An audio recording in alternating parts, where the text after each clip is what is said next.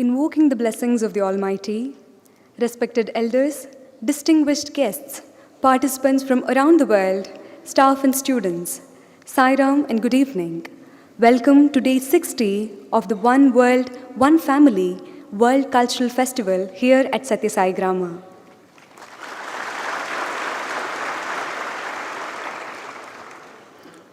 We extend our heartfelt welcome to Mr. Amit Chandra, Chairperson and Managing Director of Bain Capital, India.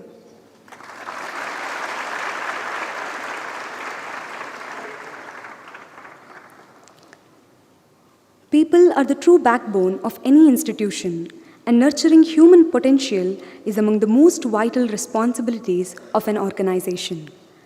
It is through dedicated and thoughtful human resource development that values, vision, and growth take root.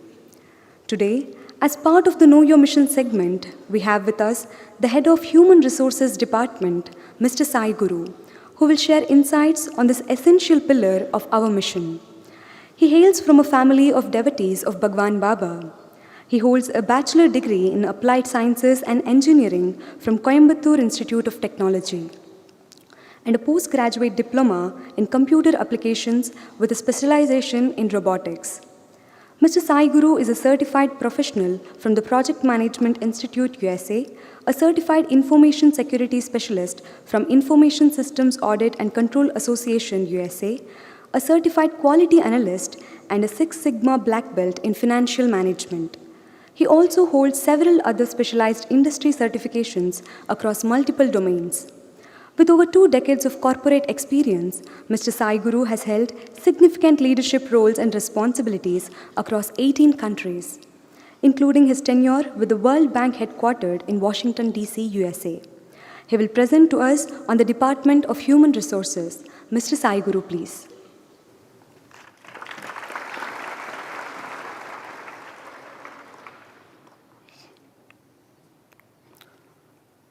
Om Sri Sai Ram. Offering my most humble salutations at the lotus feet of our beloved Sadguru Sri Madhusudan Sai, who is none other than the true embodiment of Bhagavan Sri Satya Sai Baba. Distinguished dignitaries on the dais, chief guest, elders, devotees, patrons, our CSR partners, staff members, Swami's beloved students, our global brothers and sisters, loving Sai Ram to one and all, and good evening. Sadhguru had a noble vision of running the operations of this mission in a professional manner, which resulted in the establishment of the Central HR Department in the year 2012. This is part of the central departments operating out of Satya Sai Grama.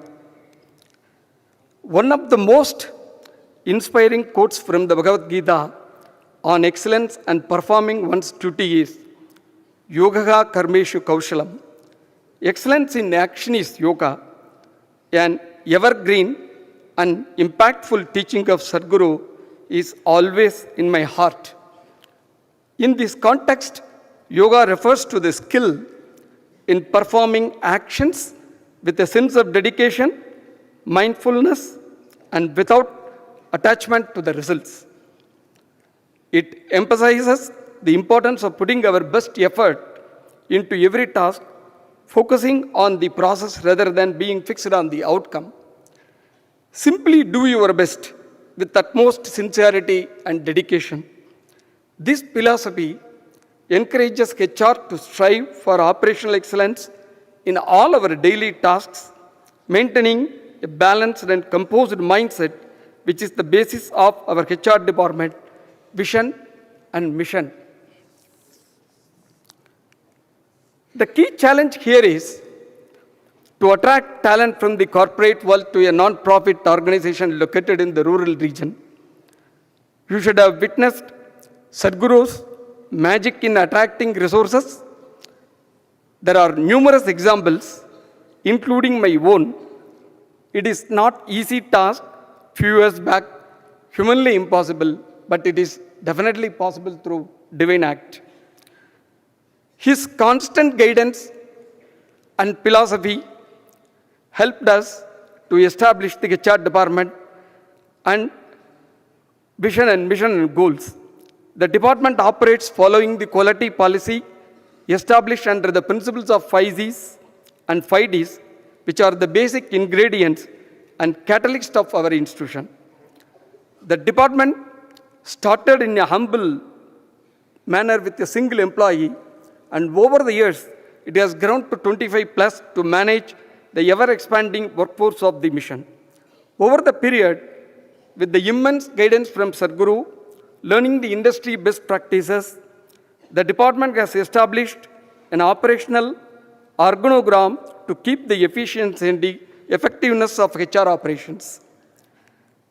We professionally interface and serve multiple departments across the trust in the areas of talent acquisition, employee life cycle management, payroll and benefits management, social security, HR audit and compliance, records management and digitization, annual work performance review, awards, rewards, and staff welfare support. Best practices have been built over the years with the systematic and consistent efforts from the young and dynamic team. Each of these practices has been carefully reviewed, analyzed, and verified, tailor-made to suit our environment by always keeping the institution's goals and staff welfare as the primary objective. As we stand today, the mission has reached a cumulative employee strength of 2,500 plus across 53 departments, including educational campuses. No wonder 80% of the staff are from the rural section. I have been a witness to this amazing journey and growth. I still remember in January 2018, during the inauguration of our HR office, on the day of Makara Sankranti, Swami lovingly inquired about our employee strength. I humbly submitted, Swami, it is around 100. Next to me, Dr. B.N. Narasimhamurthy sir and our secretary, late Sri B.N. Narayana Rao sir was there, and Swami immediately smiled and told them that this would expand to 5,000 employees in few years. I was wonderstruck with this divine statement. He directed me to keep a plan ready to handle this growth. For ease of operations, we have established a separate HR department for the university and medical college hospital. We are all witness to where we are standing today. Soon we will be the world's largest non-profit mission with the highest number of service staff. Definitely, no doubt, we are progressing in that direction.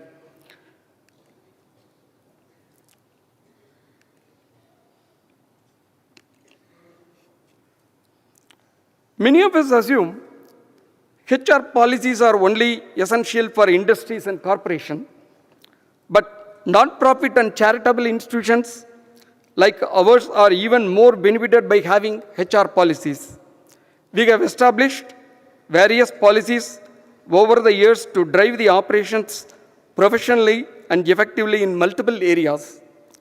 I remember the days Swami used to review and provide his valuable comments on policies. Practically, thank you, Swami, sir, for such a wonderful guidance. These policies are helping us in overall governance and ensuring that the organization can focus on its mission effectively. Another important compassionate initiative by Sadhguru that was rolled out in the year 2019 is staff welfare. It is an amazing initiative. This scheme has been helping our staff members to meet some of their critical needs and life challenges. We have a well-designed, structured policy in place which is supporting the sustenance of staff and their well-being. When we discuss about the staff welfare measures, here I would like to share one important point and a compassionate act of our Sadhguru during the COVID pandemic. While businesses were weighing options to cut the payroll costs, and we also approached it with the same mindset, Sadhguru corrected us. If we are not there to take care of our own people, who will help them? Our beloved Sadhguru directed us to suspend the leave policy and supported all staff with full salaries, no deductions of any manner until the environment stabilized. In addition, allowances for food supplies, rations, medicines, and emergency medical support, free transport were also extended. What an amazing act of human welfare, which only the divine can do. This will ever remain in our hearts. His benevolence stands apart as an exemplary global humanitarian leader for this One World, One Family mission. We are ever grateful for your love and care, Swami. On this wonderful occasion, I would like to share that we have successfully implemented employees' contribution to Sadhguru's community welfare program. I wholeheartedly congratulate and thank all our fellow staff members for their 100% participation by contributing a percentage of their earnings in this noble initiative. This demonstrates our solidarity in his vision and reflection of our deep gratitude.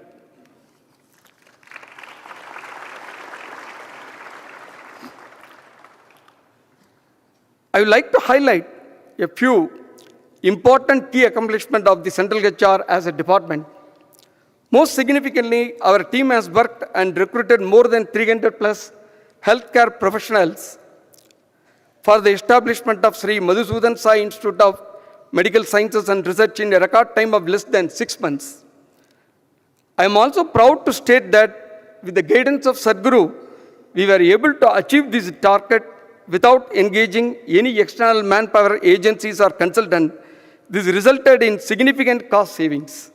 Similarly, to support the centenary celebrations, we recruited 50 plus high-tech professionals in a short span of time for our media and publication division.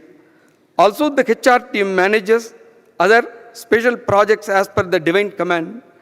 Our deepest gratitude to Sadhguru for giving us this opportunity. In this modern era of management, to maintain efficiency and controls, we need tools, systems, and technologies to operate like a corporation. In this context, we were using Paywheel, a tool by Tricon Infotech for payroll process. In mid-2024, we migrated to RISE HR, an integrated human resource information management system, a CSR initiative supported by G2Pay app HR technology solutions. The system helps us to manage the end-to-end HR lifecycle. I also take this opportunity to express our sincere gratitude to our Social Security Advisor and Consultant, Sri Sampath Kumar, CEO of ASP Management Consultant, for his support and timely guidance.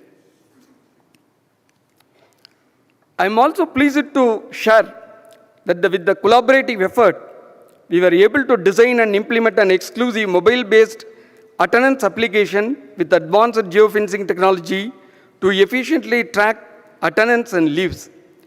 Our employees greatly benefited from this self-service portal. This has also helped us to achieve 100% paperless operations and contributed for the environmental protection.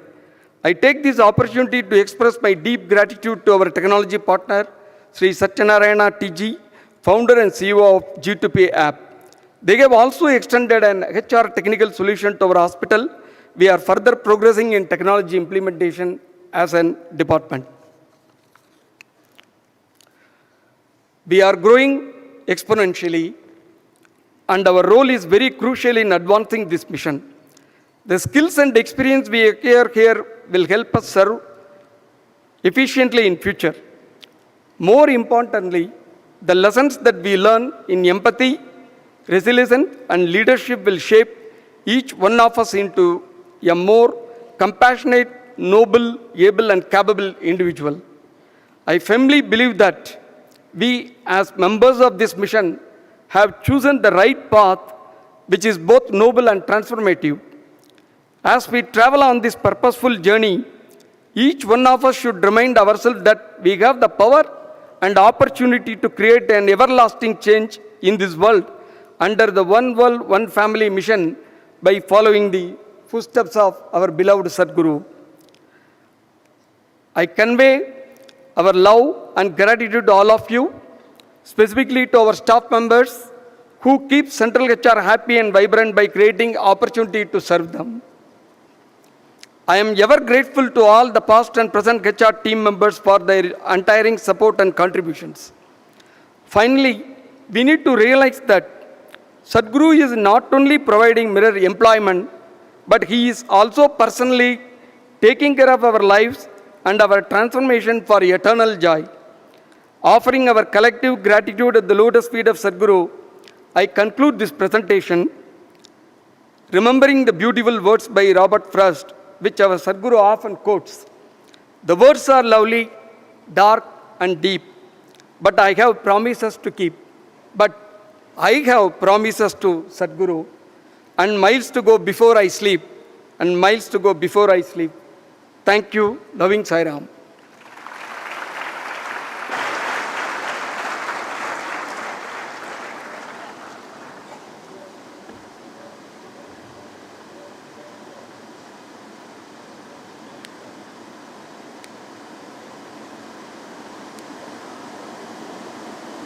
The One World, One Family World Cultural Festival is a platform where we recognize and celebrate individuals who have been change makers in various fields of service. We honor those who have exemplified the values of honesty, integrity, and work ethics in their leadership roles. This evening, we present the One World, One Family Global Leadership Award to a visionary leader whose life beautifully bridges the worlds of business excellence and social transformation. Mr. Amit Chandra, Chairperson of Bain Capital India and co-founder of the ATE Chandra Foundation. Mr. Amit Chandra is among the most respected figures in India's financial landscape. As a founding member of Bain Capitals, he has played a defining role in shaping the firm's leadership in private equity across the region, also serving on its Asia-Pacific leadership team for over a decade. Beyond his stellar corporate achievements, Mr. Chandra's true legacy lies in his unwavering commitment to nation building and philanthropy. For over 25 years, he has been deeply engaged in the social sector through the ATE Chandra Foundation. The foundation is one of India's largest, focusing on capacity building and rural development, with impactful initiatives such as rejuvenation of water bodies in drought-prone regions, regenerative farming, and partnerships with Niti Aayog to promote sustainable water and agricultural practices across multiple states.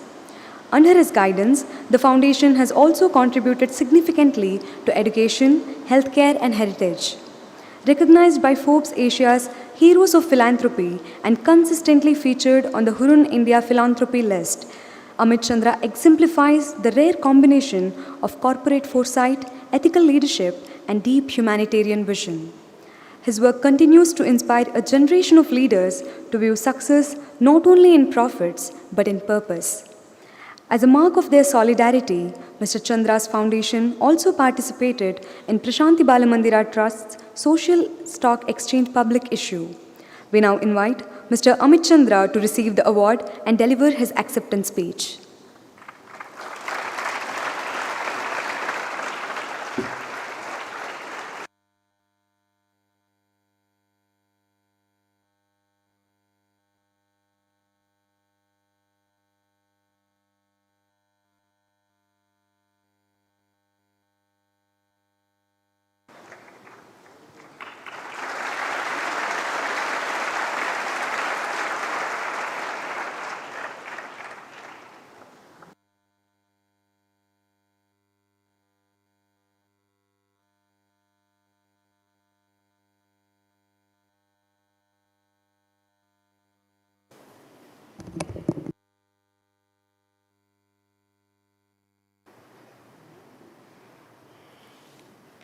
Om Sai Ram, His Holiness Sadhguruji, dignitaries gathered here today, friends, particularly all the young ones. I am truly deeply honored to be recognized by the Prashanti Balamandira Trust, an institution that embodies the spirit of seva, of selfless service. Your extraordinary work, of which I had a little bit of a glimpse today, offering over 2 billion nutritious meals to those hungry, nurturing thousands of young minds through free, value-based education, and providing millions with compassionate healthcare of truly excellent standards, stands as a living example of love in action where it is most needed. My own spiritual grounding comes from the teachings of my Guru, Guru Nanak Dev Ji, who said, Kirat kar, vanchak, naam jap, which in my native language of Punjabi means earn with honesty, share generously, and always remember the divine. This message has guided both my professional life and the work at the A.T. Chandra Foundation. The ethos of our foundation is that true progress is measured not by what we accumulate, but what we give back. Importantly, with aspiration, with dignity, and with empathy. So whether it's the work that we have done to help rejuvenate thousands of water bodies across 11 states, or strengthening the nation's social sector ecosystem, or helping build some of the institutions of eminence in education or healthcare, our mission has always been to enable millions to thrive sustainability. But what moves me most after understanding the work that this trust does is how closely your values echo with this ethos. You have truly demonstrated that compassion and excellence can coexist, and that scale need not dilute its soul. So I was actually thinking about this award after I got the email from Gavaskarji. It struck me that it strikes actually a very beautiful message, one that the world needs today more than ever. Now, while we all have ambitions and desire, I come from the corporate background, I do believe that the world can only be better if we simultaneously work together to build empathy and seek its collective progress, making this world feel a little bit more like a caring family, something that you seem to be doing really, really well. Therefore, while accepting this generous award, I would like to leave you with 3 simple learnings from my own journey across both the corporate and the social sectors. The first is that I've learned that leadership is actually trusteeship. While people hear the word leader, they often imagine powerful people or those with great wealth, big houses, many cars. However, I believe the appropriate term for leaders who've inspired me the most is the term trustee. A trustee doesn't simply accumulate wealth or enjoy power. They both exercise those in trust for greater good. Take Jamshedji Tata, for example, whose vision continues to shape modern India.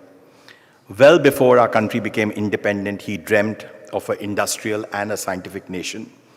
He fought British resistance to this very idea, and he worked really hard to achieve it, laying the foundations of the Tata Group as we see it today. Neither did he splurge on his wealth, nor did he pass it on to his family members as inheritance. Instead, he and his son, Dorabji, donated it all to create the Tata Trust, of which I was privileged to be a trustee for many years. Over time, the trusts have seeded institutions like TIFR, TIS, Tata Memorial, and in your own backyard, Indian Institute of Science, which have greatly served the nation. Another leader who has inspired my wife Archana and me greatly and deeply is Chuck Feeney, the co-founder of the duty-free stores.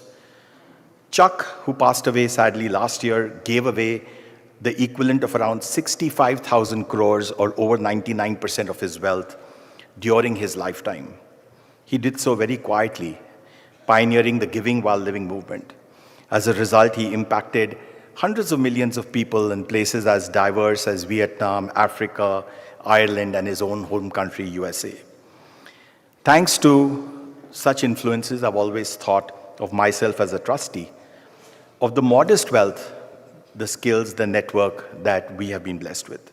And this perspective has helped me balance the professional growth with the opportunity to have impact on the world around us.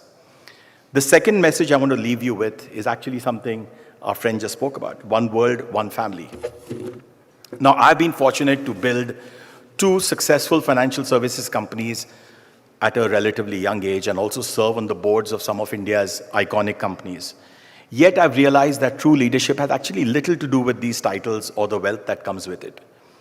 I go back again to Guru Nanak Dev Ji's message of Vanchak, or to share selflessly and generously. It has shaped how I view what comes with success. Leadership is not about asking what's in it for me, but what's in me that can help others do better. That Indian philosophy of Vasudevaya Kutumbakam, one world, one family, while ancient, is even more relevant and urgent today. Climate change, pandemics, inequality, they've actually interwoven our destinies very closely. Yet, our responses are very fragmented, and it's like being on the same flight, arguing who gets the aisle seat while the plane is actually losing altitude. If leadership has one sacred responsibility, it's to connect the dots between business and society, between opportunity and those who are denied it, between us and everyone else. And that collaboration isn't charity, it's actually enlightened self-interest. My third and final lesson is one that joy, gratitude, and mentorship is actually the real fuel of leadership. One of my greatest and most loved teachers was the late Narayan Bagulji, who transformed ICICI and shaped India's modern financial sector. But what I learned from him was actually went much beyond management. He lived on the principles of Bhagavad Gita. Give your best, detach yourself from the outcome, act with integrity and gratitude, but importantly, always think of the larger purpose. His legacy is as much of the institutions that he built as the dozens of leaders he personally shaped via his mentorship. This is the role that leaders must embrace. Another profound influence on me has been His Holiness the Dalai Lama. In one of my many meetings with him, he responded to a question by a young lady that one of the most important purposes of our lives is to be happy. In a world where there is so much unhappiness, following teachings of leaders like him and Sadhguru only reminds us that happiness is not a luxury. It actually comes from discipline, that leaders must not only focus on organizational needs, but also seeing how around them people can find purpose, joy in their journey, and that messaging sometimes is actually very tough.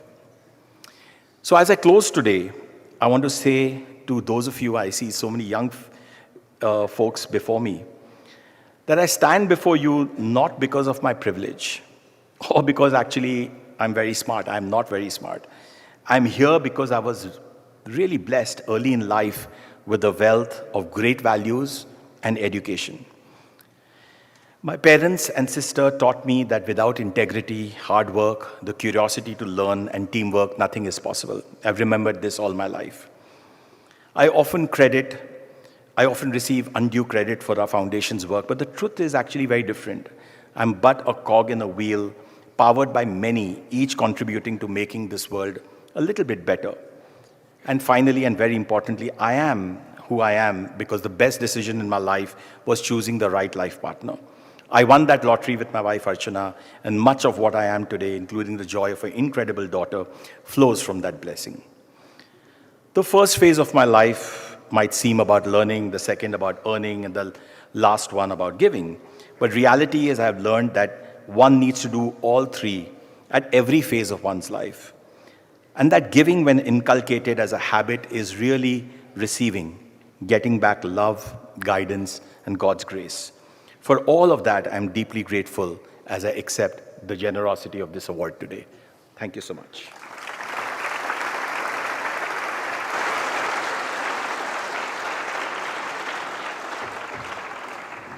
Thank you, sir, for accepting the award and sharing such profound words with us. This evening, as part of celebrating our partners in the global endeavor of providing free quality healthcare, education, and nutrition, we present the CSR Circle of Honor in the field of healthcare to Dr. S.R. Chandrasekhar Institute of Speech and Hearing. Established in 1978 in Bangalore, the institute has been at the forefront of clinical care, education, and rehabilitation for individuals with communication disabilities. Over the decades, the institute has provided critical support through hearing aids, screening camps, and pioneering cochlear implant projects, transforming the lives of countless patients. Dr. S.R. Chandrasekhar Institute of Speech and Hearing functions under the umbrella of the Bangalore Speech and Hearing Trust, a not-for-profit public trust. It continues to carry forward the vision of its founder, Dr. S.R. Chandrasekhar, an eminent ENT surgeon and visionary in the field of speech and hearing rehabilitation. To receive the honor, we invite Mr. V.V. Krishna Reddy, Chairman and Director, Mr. V.S. Shantavadhan, Treasurer and Trustee, and Mr. D.L. Suresh Babu, Secretary and Trustee on stage. Their relentless work have ensured that Dr. S.R. Chandrasekhar Institute of Speech and Hearing continues to be a pillar of healthcare innovation, compassion, and empowerment for individuals with communication challenges.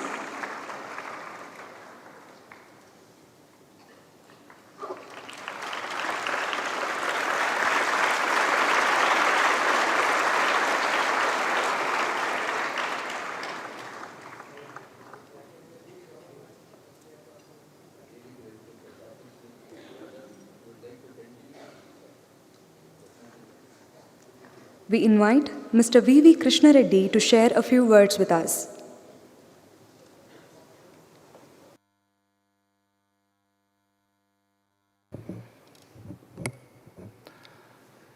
Good evening, ladies and gentlemen. Sadhguru Sri Madhusudan Sai Swamiji, all the dignitaries, nice young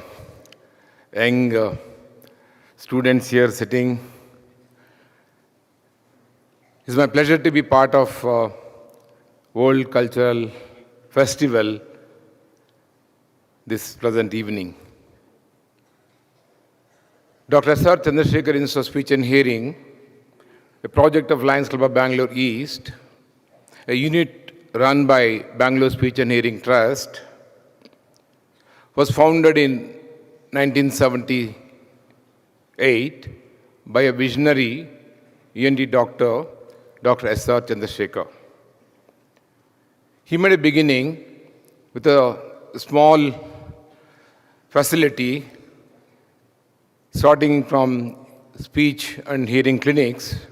Today, this institution has grown big and going to have a second facility, Center for Excellence in Hearing, Speech and Hearing in Bangalore shortly. The objective of this institution is the early intervention of hearing impairment in children, which helps us supporting the children not becoming speechless permanently. With this objective, we have been working, and I'm glad to inform you that we have screened 10,000 newborn babies last financial year.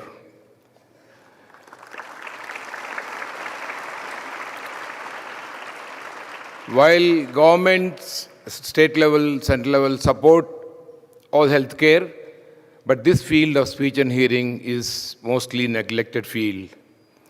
And most of the hospitals where children are born do not have protocol of screening the children for hearing impairments unless few corporate hospitals have this protocol.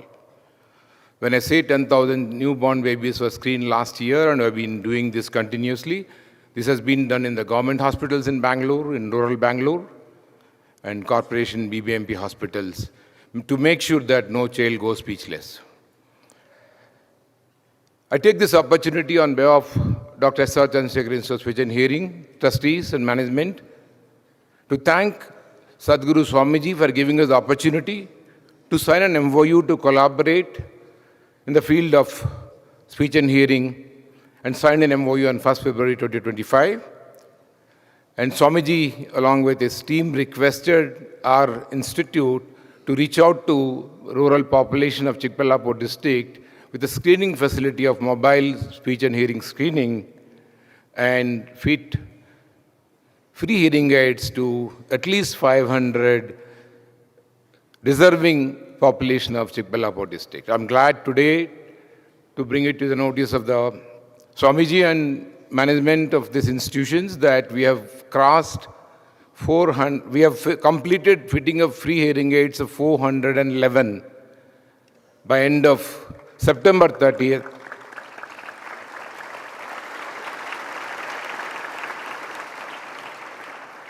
And we continue to do the screening yesterday, today, and this week. And we are glad to cross 500 by end of 500, fitting of 500 hearing aids by end of October. And we told Swamiji and Dr. Raghupati and all the team that we are not restricting it to 500. We don't mind reaching out to as many as people as possible in the rural population of Bangalore district. I once again thank Swamiji for giving us this opportunity, and thank Swamiji for recognizing the service of our institution, and we continue to serve with our guidance and collaboration. Today, what works to reach out to more people is the collaboration. So thank you so much, Swamiji and team.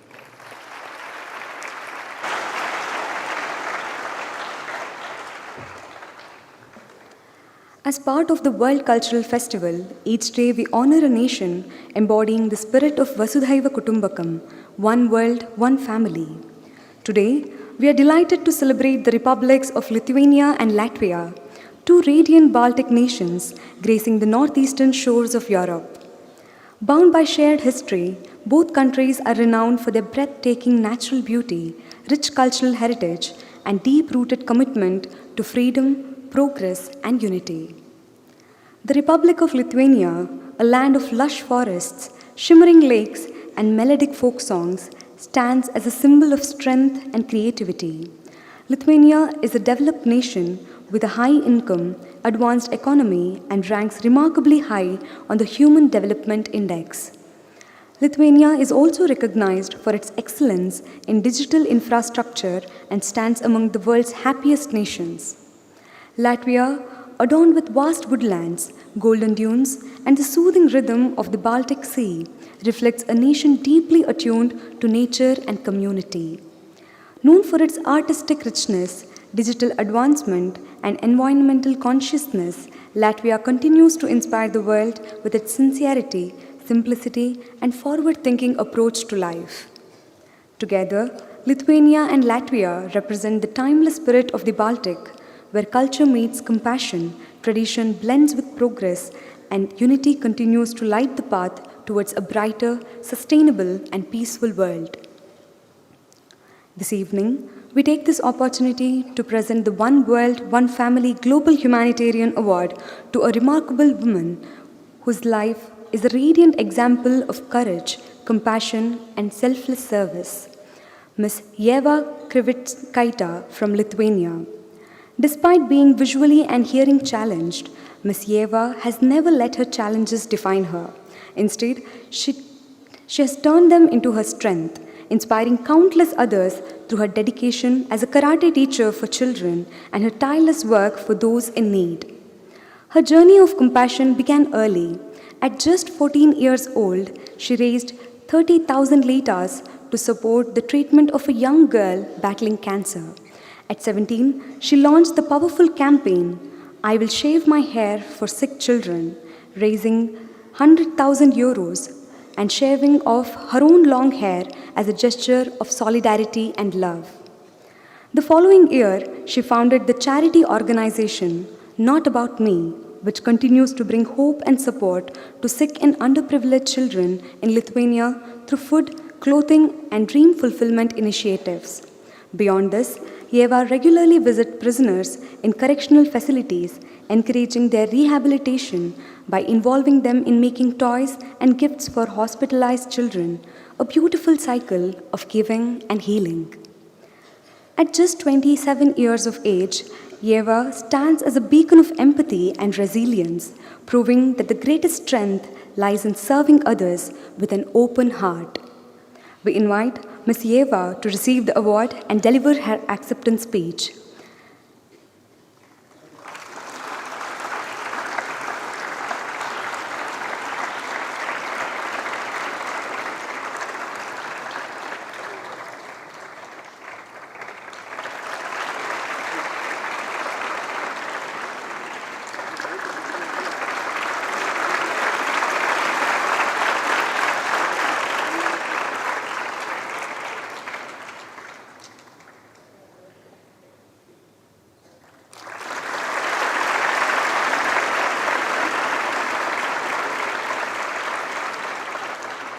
Ms. Yeva's talk will be translated by Ms. Maria.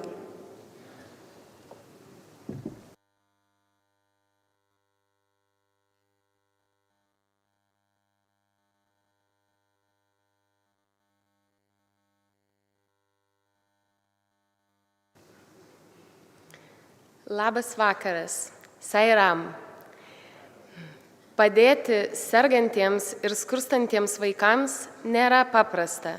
Man visada skauda, kai onkologinė liga sergantis mažas vaikas būna iš ligoninės išleidžiamas namo, be gydymo, nes tėvai neturi pakankamai pinigų gydymui užsienyje. Skauda, kai kažkieno mama ir vėl nusikalto. Jis skambina man prašydama, kad aplankyčiau jos vaikus namie ir sako, kad jų ilgisi. Aš sutinku vaikų, kurie kelias dienas nieko nevalgė ir savaitės nelankė mokyklos. Jie svajoja apie nesibaigiančią vasarą, ne todėl, kad atostogos, o todėl, kad vasarą namie nebūna šalta. Aš atvežu maisto ir reikalingų daiktų, bet svarbiausia mūsų dėmesį ir meilę kartu su tais daiktais. Aš žinau, nes vaikai man taip sako. Ačiū Vienas pasaulis, Viena šeima misijai ir mokytojui Sadguru už šį apdovanojimą. Pasaulyje, kuriame žmonės su negale patiria tiek daug diskriminacijos, jūs pasirinkote pamatyti mane, silpnai matančią ir silpnai girdinčią, bei mano norą padėti tiems, kurie kenčia. Jeigu tarnystė yra lyg oras, tada aš renkuosi juo kvėpuoti kasdien. Padėsiu visiems esantiems šalia, tol, kol Dievas man leis, o darydama tai, liudysiu ir jūsų gerumą. Thank you.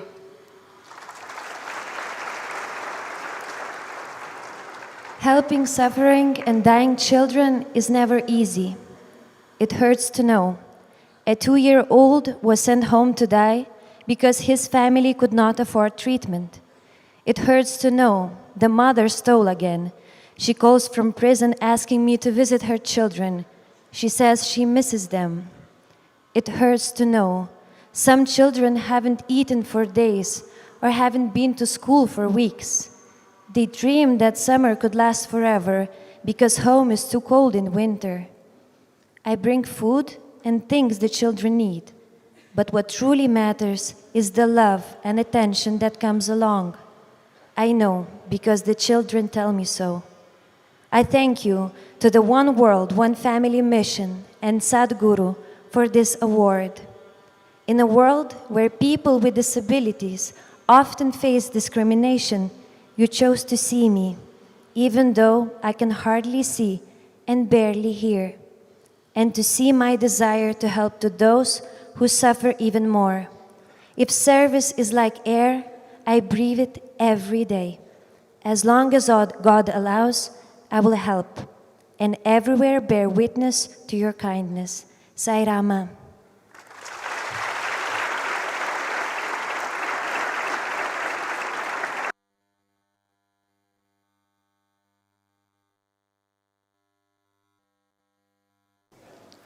This evening, we have two representatives who will be sharing their country's culture and traditions. First, from Lithuania, we have with us Ms. Aista, a devoted member of the Sri Sathya Sai Premamrutham Prakashana Lithuanian Uvacha audio team. She holds a master's degree in business and administration management. Ms. Aista serves as the director of the non-profit foundation Sai Prema, which works selflessly to spread love and service in the community. Ms. Aista also manages her own health food business and contributes to the beauty and wellness industry as an administrator, embodying balance between professional excellence and selfless service. Her journey is a reflection of Lithuania's timeless values, purity of heart, strength of purpose, and the spirit of unity in diversity. We welcome Ms. Aista.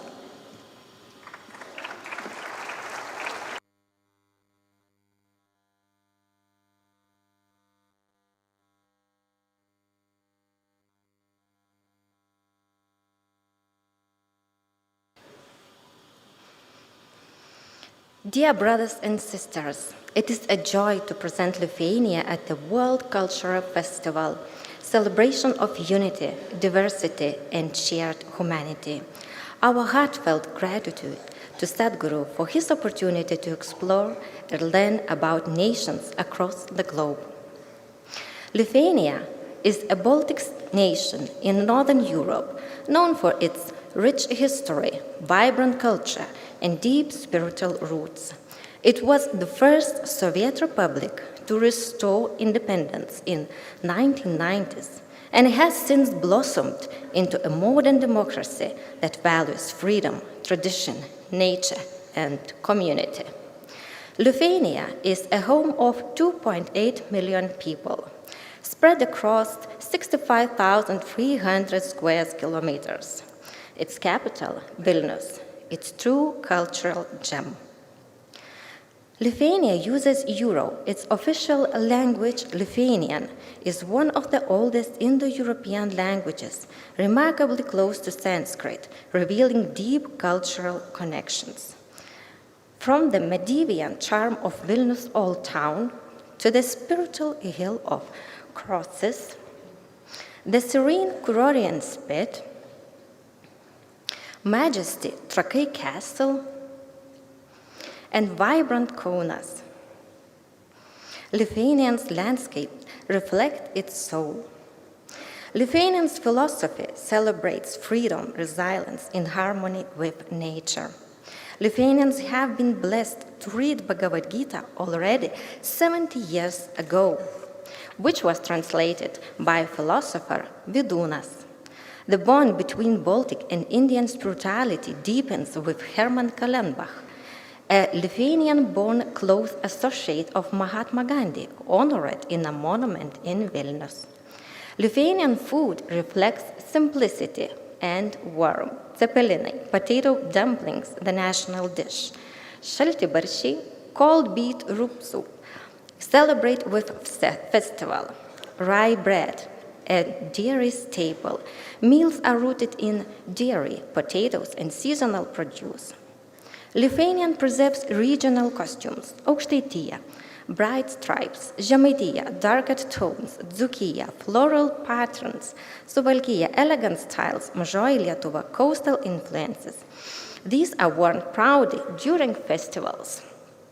Lithuanian's cultural heartbeat includes sutartinės, ancient polyphonic songs, UNESCO-recognized, straw gardens, and Vilnius Historic Center. Festivals like Užgavėnės, Rasos, Kaziuko Mugė, and the biggest Songs of Dances festival, which attracts all Lithuanians from around the world. Only singers there are more than 10,000. These foster unity and celebrate heritage.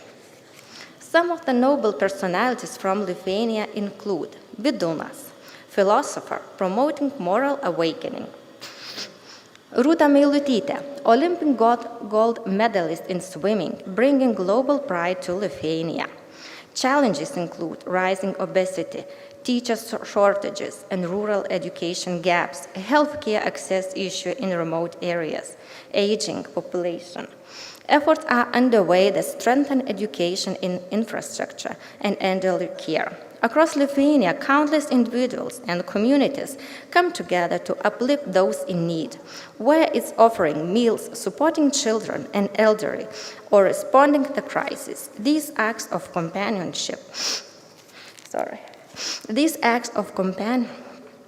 compassion reflect the nation's deep commitment to solidarity and human dignity.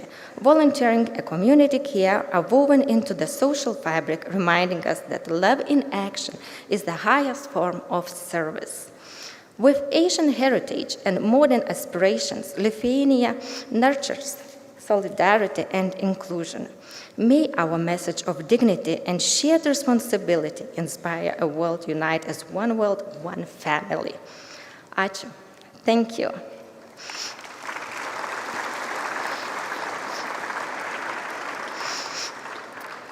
As a gratitude for the opportunity to be here, we would like to offer our traditional red bread baked for you, Swami, and which is wrapped in traditional linen cloth. We are also giving a small book symbolizing the closeness between Lithuania and India.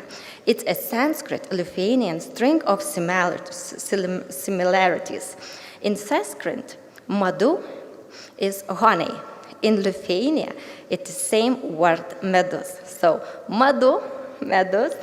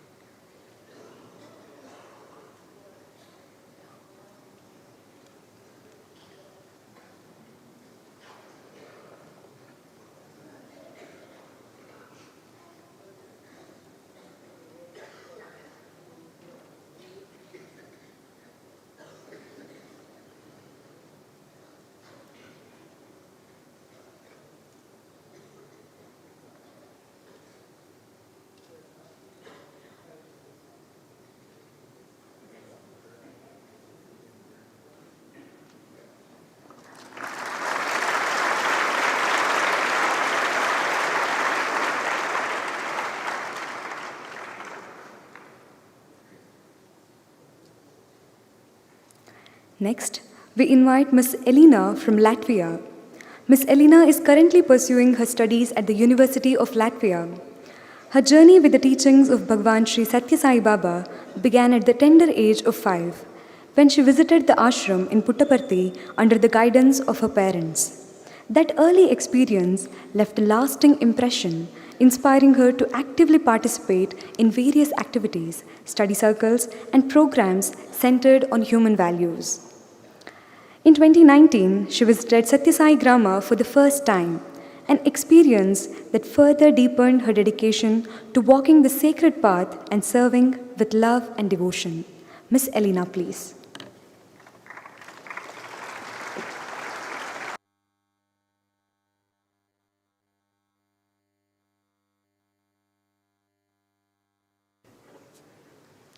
Most beloved and revered Sadhguru Sri Madhusudan Sai, respected elders, dear brothers and sisters, a very good evening to each and every one of you. We are grateful to Sadhguru for inspiring this celebration and for his unwavering dedication to uplifting humanity through this mission of love and service. This is a great honor indeed to be here and welcome you all to this brief journey into the heart of Latvia, a nation that harmonizes nature, culture, and compassion. As we celebrate the World Cultural Festival, Latvia reminds us of the beauty of unity. Nestled between forests of Northern Europe and the Baltic Sea, Latvia is a land where ancient songs still echo, and nature is not just scenery, but spirit. From amber shores to timeless traditions, Latvia invites us to discover a culture that honors simplicity, freedom, and the gentle rhythm of life. Latvia has a population of 1.86 million, with its capital, Riga. The country enjoys 4 distinct seasons, from snowy winters to golden autumns. The official language is Latvian, which belongs to the Baltic branch of the Indo-European language family. Baltic languages have preserved a remarkable number of archaic elements, which is why Latvian bears similarities to Sanskrit. For example, tatvamasi translates as tas tu esi in Latvian. The currency in Latvia is euro. This reflects Latvia's European identity and cultural pride. Latvia's beauty shines through its landmarks.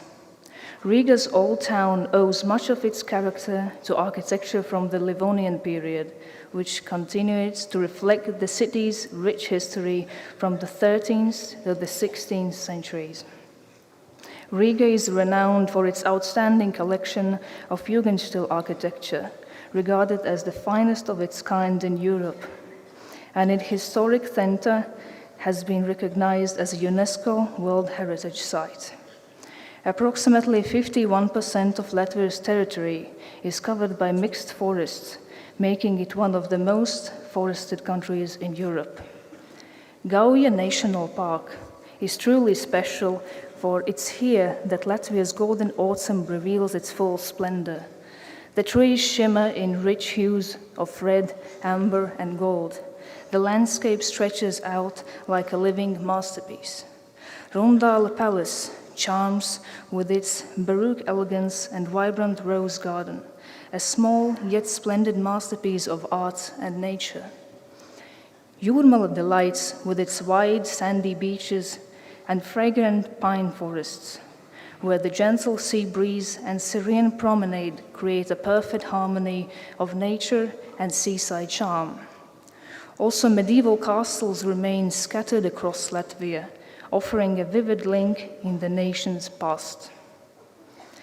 The country's predominant religion is Christianity, but before the Christianization of the 13th century, indigenous religion prevailed in Latvia, with symbols deeply rooted in national phenomena. The sun was the most significant element for the ancient Latvians, governing their lives, prosperity, and happiness. The Freedom Monument, designed by sculptor Karls Zāle, stands as a symbol of Latvian statehood, national unity, independence, and freedom. It was constructed entirely through public donations. The Riga Dome Cathedral is a prominent landmark in Riga, renowned for its rich history dating back to 1211, when Bishop Albert laid its foundation stone. Latvian cuisine celebrates freshness. The traditional dark rye bread forms an essential part of the Latvian diet. Chilled beetroot soup is a popular dish enjoyed during the summer months. Potatoes, herbal tea, and milk form a central part of the Latvian diet as well. Latvia features a rich variety of traditional folk costumes, each region showcasing its own distinctive styles and patterns. Women wear striped wool skirts and embroidered blouses. Men wear linen shirts and wool cloaks. Weaving is a cherished craft indeed. The Lielvārda belt is an element of traditional Latvian costume that has become one of the symbols of Latvian identity, with a history dating back to the 12th century. Research has shown that the patterns on the belt bear similarities to the pictograms of ancient Asian peoples and other early writing systems around the world, suggesting that the Lielvārda belt encodes ancient information. Latvia is the land of song. Held every 5 years, the Latvian Song and Dance Festival is recognized by UNESCO as a masterpiece of the oral and intangible heritage of humanity. This remarkable tradition has been held for over 150 years. A highly significant symbol of Latvian culture is the 4-line folk song known as Daina, which embodies the ancient wisdom of the Latvian people and poetically reflects everyday life over the centuries. More than 1,000 years ago, over 1.2 million dainas were created.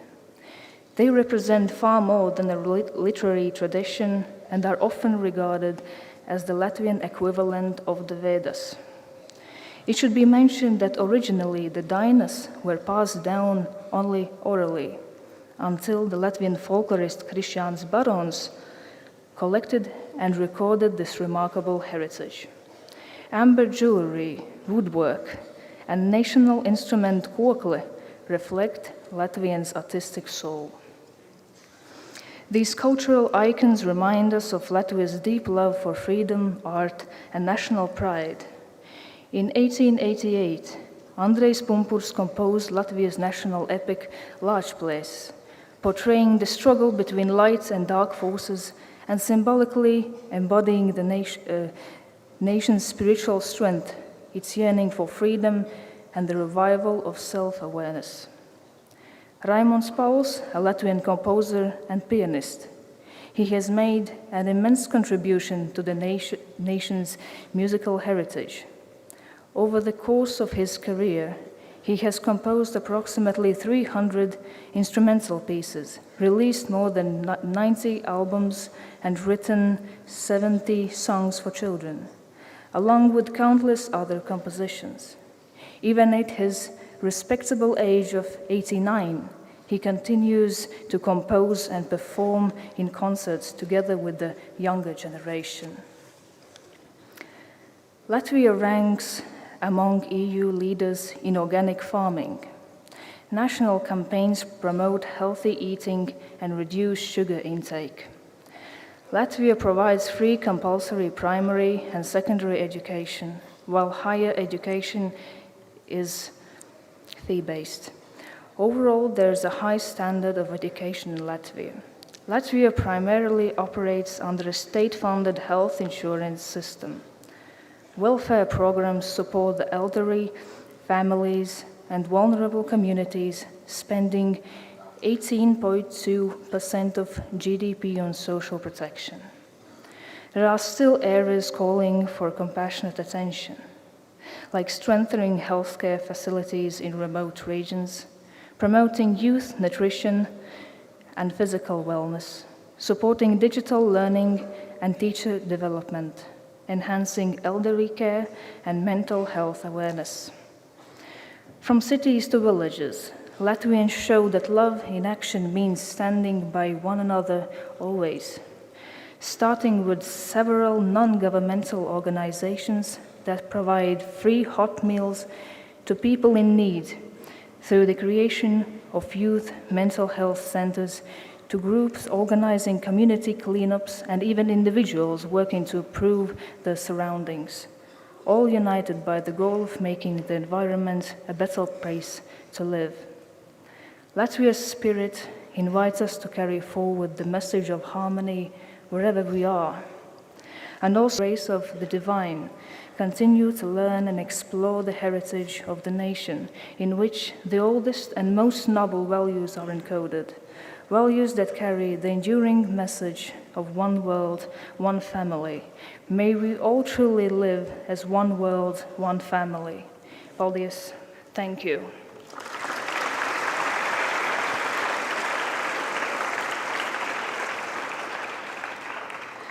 And now we would like to present a humble offering to our most beloved and most revered Sadhguru Sri Madhusudan Sai, a traditional Latvian belt in which the woven patterns speak of eternal principles, the origins of humanity, and deep spiritual roots. A belt where each symbol has been carefully counted and crafted. On behalf of everybody in Latvia, our very heart and soul to thee.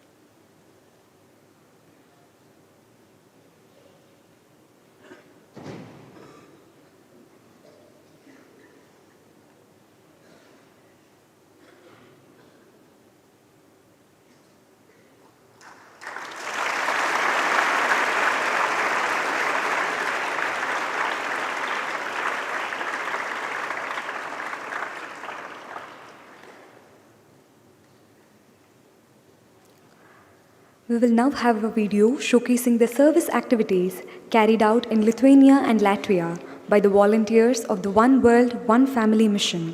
May we have the video, please?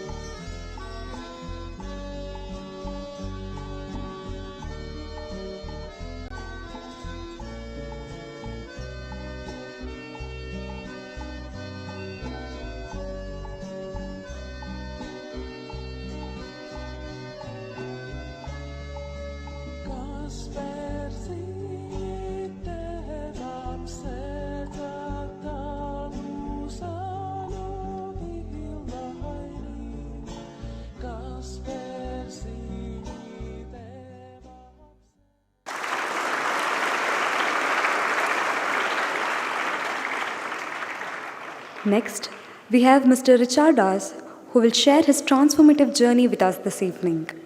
A professional brass band leader and music educator, he has performed with both the State Brass Orchestra and the Symphony Orchestra, mastering a wide range of musical instruments with remarkable skill. Today, Brother Richardas serves as a music therapist at a hospital in Vilnius, where he uses the healing power of music to help patients restore their emotional and spiritual well-being. A dedicated member of the Sri Sathya Sai Premamrutham Prakashana Lithuanian Uvacha audio team, he has also initiated several creative audio and video projects and lovingly conducts bhajan singing classes, spreading the message of love and unity through music. Mr. Richardas' talk will be translated by Ms. Aista.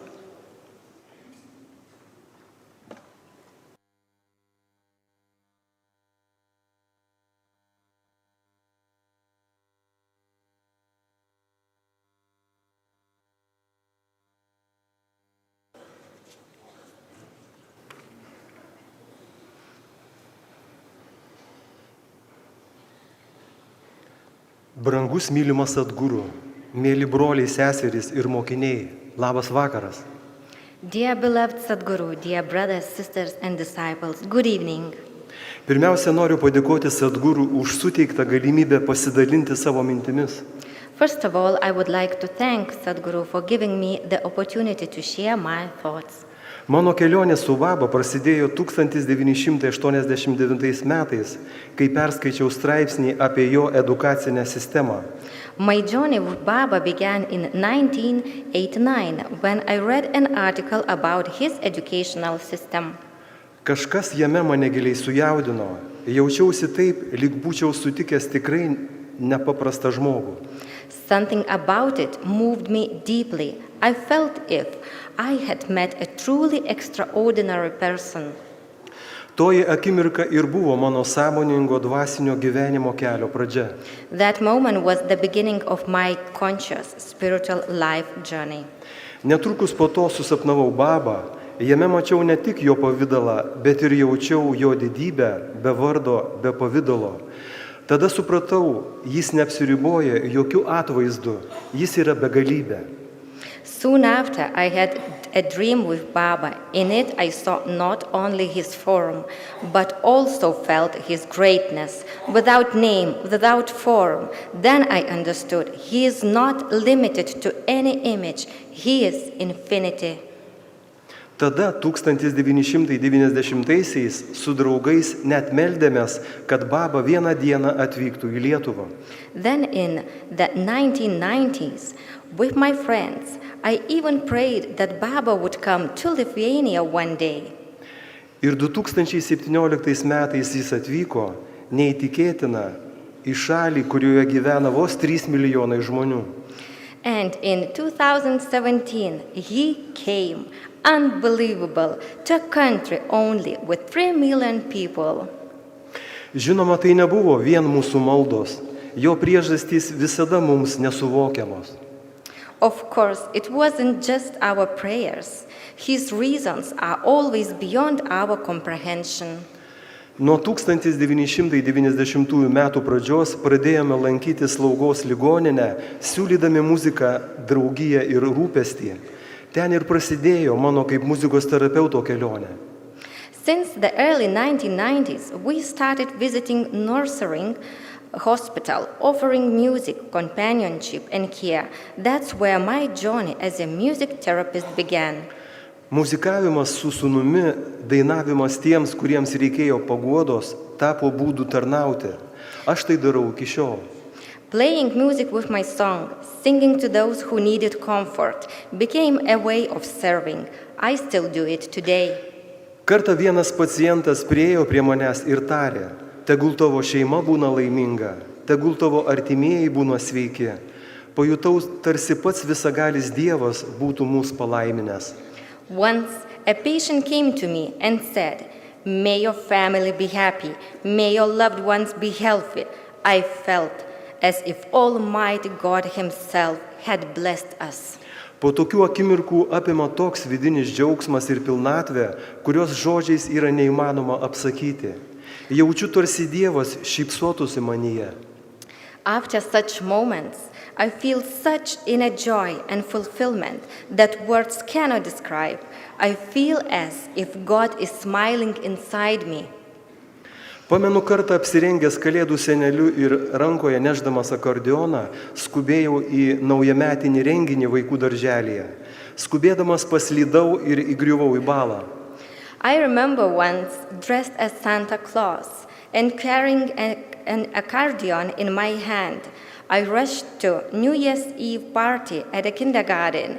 In my hurry, I slipped and fell into a puddle. Buvau permirkęs ir purvinas, bet vaikai laukė. Nusivaliau kiek galėdamas ir nuskubėjau į renginį. I was soaked and dirty, but the kids were waiting for me. I cleaned up myself as best as I could and I rushed to the event.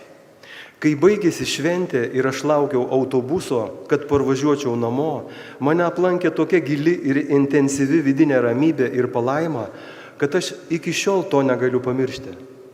When the celebration was over and I was waiting for the bus to go home, I was overcome by such deep and intense inner peace and bliss that I still can't forget today. Dabar suprantu, kad tai buvo Dievo patyrimas, Dievo ragavimas. Aš jaučiau, tarsi Dievas manyje buvo labai patenkintas. I now understand that it was an experience of God, a tasting of God. I felt as if God was very pleased with me. Lygiai tą patį jaučiu, jeigu atlieku bet kokią kitą sevą. Ta patį esu patyręs tiesiog neždamas kibirų su vandeniu, kai draugui padėjau laistyti jo daržą. I feel the same way when I do any other seva. I have experienced the same thing simply by carrying buckets of water when I helped my friend to water his garden. Man susidaro įspūdis, kad Dievui labai patinka, kai mes kam nors padedame atsiduodami tam visų 100%. Dievas tarsi leidžia mums ragauti, patirti jį, jo buvimą tiesiogiai, o ne vien intelektualiai iš knygų ar paskaitų. I get the impression that God really likes it when we help someone by giving it our 100%. God is like letting us to taste, experience Him, His presence directly, and not just intellectually from books or lectures. Mes reguliariai kartu giedame bhajanas ir deklamuojame vedas. Tai, ką jaučiu po to, yra gili dvasinė pilnatvė. Tai ne šiaip muzika, tai pajauta. We regularly sing bhajans together and recite Vedas. What I feel afterwards is a deep spiritual fullness. It is not just music, it's a feeling. Ir tomis akimirkomis norėčiau, kad visi jaustų tą patį. Dėkingumas užplūsta ne tik Dievui, bet ir draugams, kurie dainuoja su manimi, ir pačiam gyvenimui. And in those moments, I would like everyone to feel the same. Gratitude floods not only to God, but also to the friends who sing with me and to the life itself. Ši vieta Sathya Grama yra nepaprasta. Vos įžengęs pro šramo vartus ar patekęs į Premamrutham salę, jaučiu Dievo buvimą. Ir tam nereikia jokių pastangų. This place, Sathya Grama, is extraordinary. As soon as I enter the ashram gates or enter the Premamrutham hall, I feel the presence of God, and it does not require any efforts. Vienintelis dalykas, ko reikia, tai nustoti be reikalo kalbėti. O kalbėti tik tada, kai tavęs kas nors ko nors klausia ir reikia atsakyti. The only thing what is needed is to stop talking unnecessarily and speak only when someone asks you something and you need to answer. Štai aš gyvenu Europoje, Lietuvoje. Išorinis gyvenimas pasaulyje šiuo metu yra nenuspėjamas. Here, I am living in Europe, in Lithuania. External life in the world is currently unpredictable. Šalia Lietuvos yra didelė ir neprognozuojama kaimyninė šalis. Net mano mažas sūnus girdi kalbas apie karą. Next to Lithuania is a large and unpredictable neighboring country. Even my little son hears talks about war. Kiekvieną vakarą kartu su draugais iš įvairių Lietuvos miestų Mes susitinkam online per internetą ir kartu meldžiamės Samatalioką ir kitas maldas. Meldžiamės už taiką visame pasaulyje. Every evening, together with friends from different cities in Lithuania, we meet online via internet and pray Samastaloka and other prayers together. We pray for the peace in the world. Mes visa šeima ir žinoma mūsų sūnus irgi kartu. Tai taip palaiminga melstis kartu su visa šeima. The whole family, of course, and our son prays together. It is so blessed to pray together with the whole family. Čia esantiems studentams norėčiau pasakyti, branginkite šią galimybę gyventi čia. Esate saugus, jumis rūpinasi ir esate vedami. Būkite dėkingi ne tik žodžiais, bet ir svarbiausia, iš tikrųjų jauskite šitą dėkingumą. To the students here, I would like to say, cherish this opportunity to live here. You are safe. You are cared. Niekada neįsivaizdavau, kad kalbėsiu nuo šios scenos. And you are guided. Be grateful, not only in the word, but most importantly, really feel the gratitude.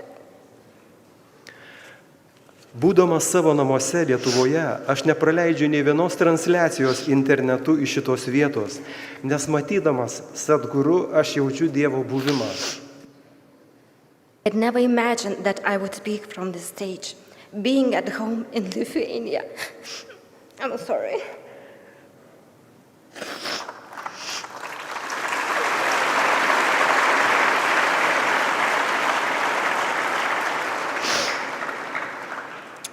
I said, Richard, that I'm going to cry. He said, you have to read so many times that you will never cry. I said, okay, but still, sorry. So I never imagined that I would speak from this stage. Being at home in Lithuania, I do not miss a single online broadcast from this place, because when I see Sadhguru, I feel the presence of God.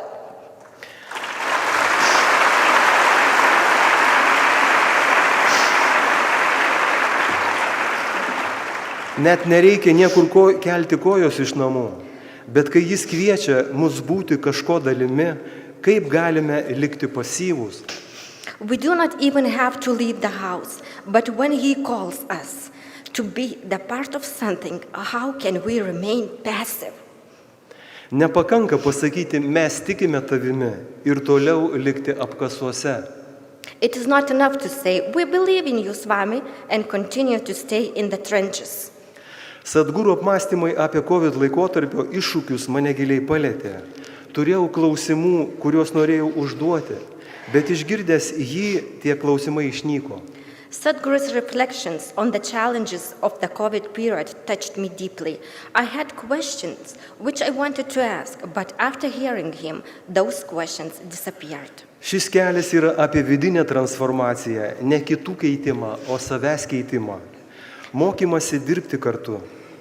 This path is about inner transformation, not changing others, but changing yourself, learning to work together. Šis kelias yra apie savo tikrosios prigimties, kuri yra tyroji sąmonė suvokimą. This path is about realizing your true nature, which is pure consciousness. Sadguru Aštavakra Gitos paskaitos labai padeda kitaip pažvelgti į gyvenimą. Sadhguru Ashtavakra Gita lectures really help to look at life differently. Prieš mėnesį kažkas pavogė nuskynę vynogės iš mano sodo. Galvojau, kaip čia reikia sureaguoti. 1 month ago, someone stole picked grapes from my garden. I was thinking, how should I react? Tada prisiminiau Sadguru pasakojimą iš Aštavakra Gitos ir pagalvojau, koks skirtumas, per kokią burną Dievas suvalgė šitas vynogės. Then I remembered Sadhguru's story from Ashtavakra Gita and thought, what difference does it make through which mouth God ate these grapes? Kiekvieną rytą medituoju, stebėdama savo mintis balto ekrano fone. Every morning I meditate, observing my thoughts on a white screen. Žinau, kad jei dabar nelavinsiu savo dėmesio, galbūt negalėsiu jo išlaikyti savo paskutinę gyvenimo akimirką. I know that if I don't train my attention now, I may not be able to maintain it in my last moment of life. Ir neišlaikysiu egzamino. And this is real test will not be, it will fail. My exam will fail. Apibendrindamas, norėčiau pasakyti, kad jaučiu, kaip yra svarbu mums suaugusiems gyventi įdomų ir prasmingą gyvenimą. To sum up, I would like to say that I feel how important it is for us adults to live an interesting and meaningful life. Kaip yra svarbu patiems būti įsitraukusiems į prasmingą veiklą ir taip pat pakviesti savo vaikus, jaunus žmonės ir sudaryti jiems sąlygas patirti jo buvimą, amžinybės dvelksmo buvimą, Dievo buvimą. How important it is to be involved in meaningful activities and also to invite our children, young people, and to create conditions for them to experience His presence, the presence of the breath of eternity, the presence of God. Ačiū Sadguru, ačiū visiems čia esantiems. Thank you, Sadhguru. Thank you, everyone here.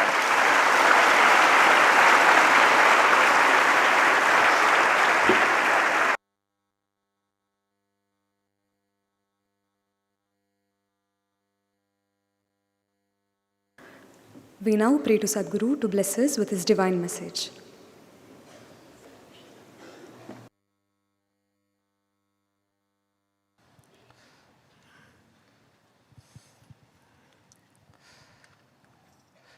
You be seated. I'll be speaking.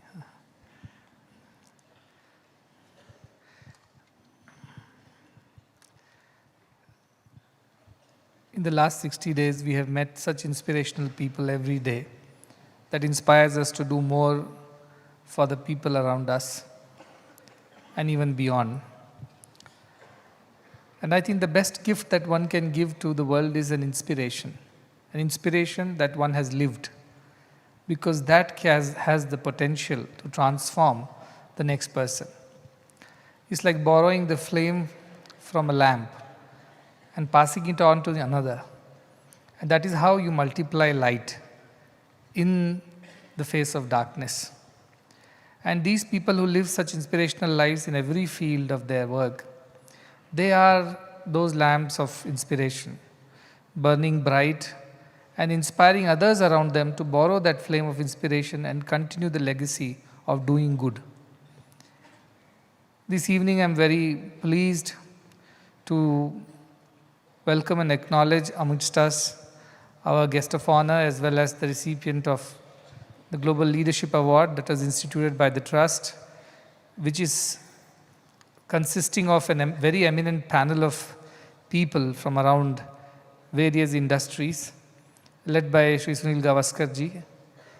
And they select people based on what they have done, not just in their field of work, not just the excellence that they have shown in their field of work, but also beyond the call of duty for others.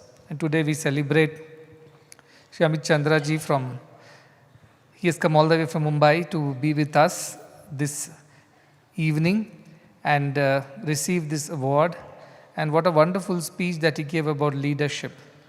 And I think that one idea of leadership is equal to trusteeship. Leadership also is equal to gratitude and mentorship to take it to the next person. It's about sharing and caring what you have. That is very inspirational, because one leader is, if you think of a leader as a lamp, he can light that flame of leadership in another lamp. And he doesn't lose anything, but then there are two lamps at the end. It only multiplies. Every time you share, it only multiplies. It does not diminish. That inspiration is what he brings to the world. And beyond the call of duty, as he said, inspired by Guru Nanak Dev's teachings of simply living simply, but giving in abundance, giving generously. That is the method of the great ones. And so we are very happy that he is here, and all of you had the benefit of listening to him.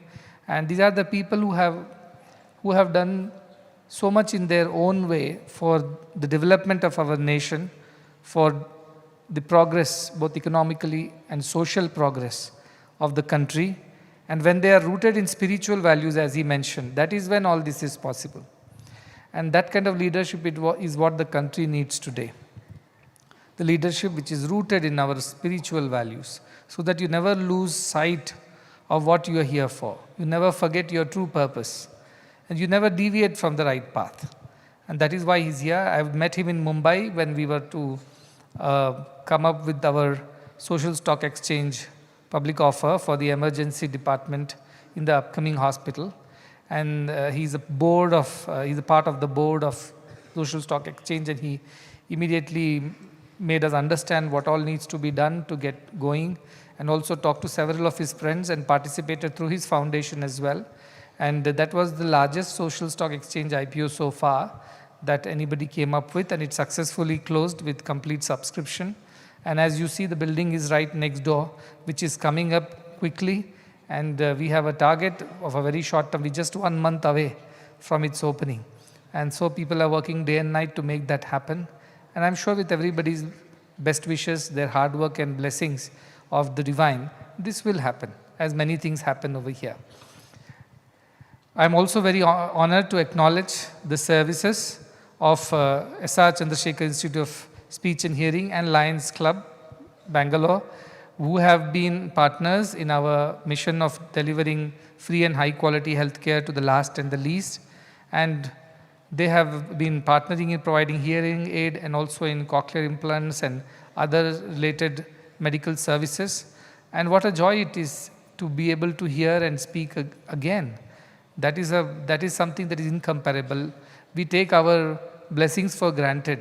We can see, hear, taste, smell, touch. We think it is how it is. But for so many, it is not so. For so many, it is not so. But it can be made so if some people come together and do what they can. And as they finished, we saw a great example from Lithuania. Yevas, who though is specially blessed by the divine. As they say, man's adversity is God's opportunity. And when man goes through an adversity, turns towards God. And she turned toward God despite her personal difficulties and disabilities. I won't say disabilities, I would say special abilities, because God gave us, maybe she hears less, maybe she sees less, but she feels more than all of us. And that is how she went about doing what she did, despite her challenges. Is that not an inspiration to get inspired by?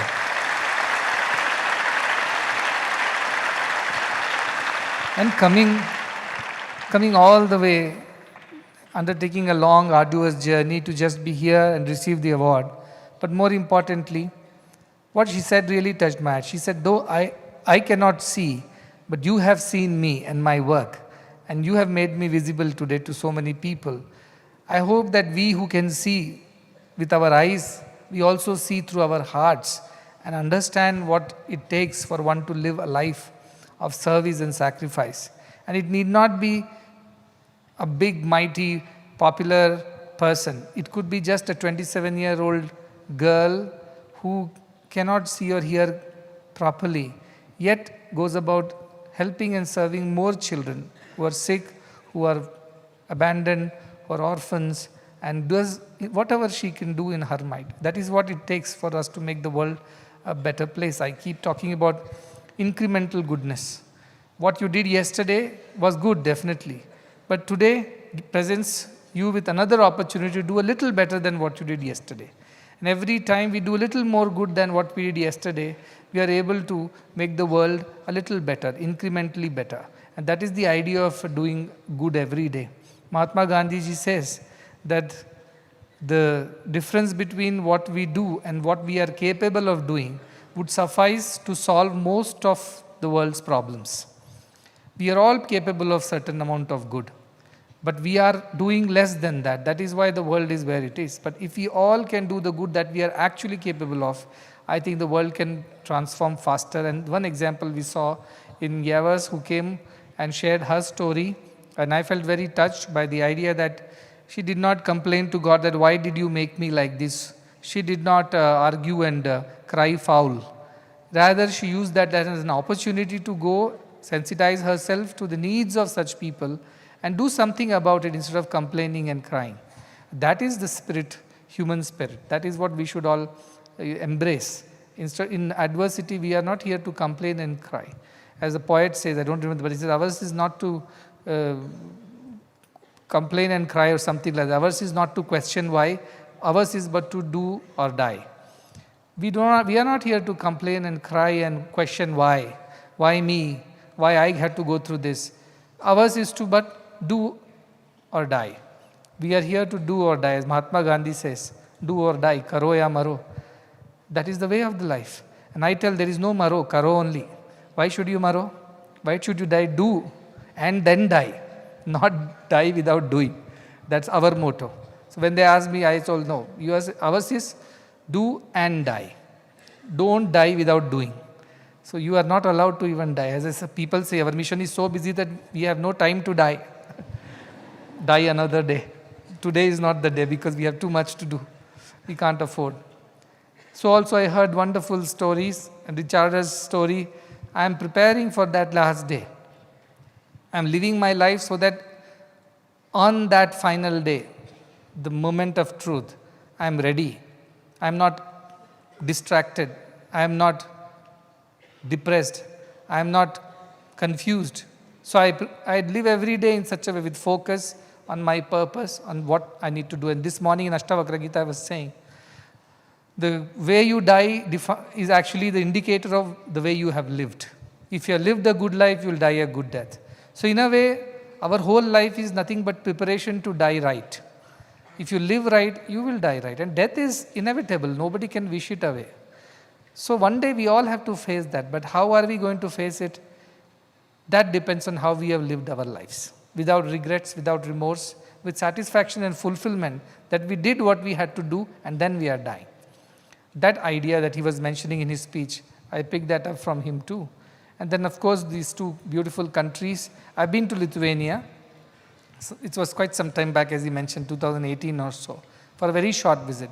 Vilnius was the city where we visited as the capital. It's a beautiful, beautiful city. And you have to go there. I tell about every country the same way. Everything is beautiful. But it has its own charm, a very Victorian kind of a charm. There is a beautiful river flowing, and then there are buildings on either sides, all stuck to each other, and multiple colors. They look very charming. And they have churches and chapels and old apartments of those days. So where I went, the host, they were living in an apartment where you enter through a main gate. It looks like you're entering a fort or a palace, big iron gates. Then you enter, and then there's a courtyard, and then from there are various apartments. You go upstairs, old stairs, and I went up there. I stayed with them, and there also the first thing they do is they greet you with a loaf of bread. And I asked, why is it so? They said, that's the tradition. But I thought it is because of those days when people would travel long distances and they might not have enough to eat. The first thing that you want to offer them is water and food. So the bread is baked for the guests and it is offered.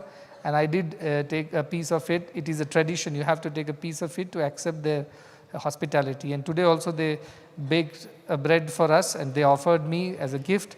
And I'm just waiting to go backstage and eat it. It was smelling so good. So also they presented a wonderful traditional weave of a belt that is to honor people, and it has symbols of ancient civilizational cultural symbols and values which they were showing. And what a wonderful thing that such a similarity between India and those nations.